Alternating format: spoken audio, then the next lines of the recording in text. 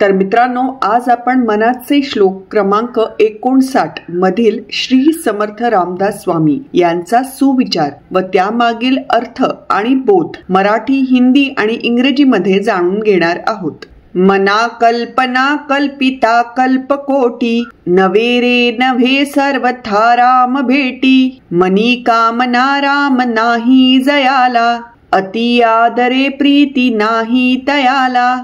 अर्थ मराठी।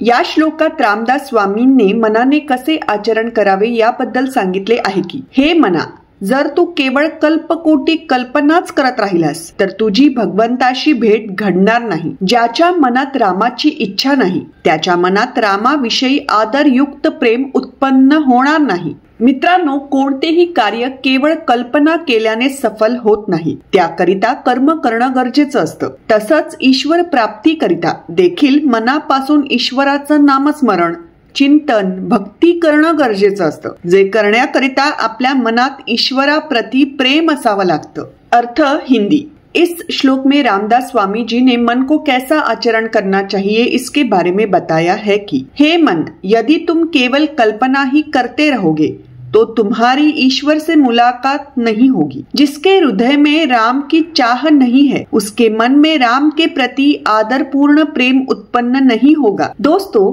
कोई भी कार्य केवल कल्पना करने से पूरा नहीं हो सकता, उसके लिए कर्म करना आवश्यक है। इसी प्रकार ईश्वर प्राप्ति के लिए भी हृदय से नामस्मरण, चिंतन और भक्ति आवश्यक है। ऐसा करने के लिए हमारे हृदय में परमेश्वर के लिए प्रेम होना चाहिए।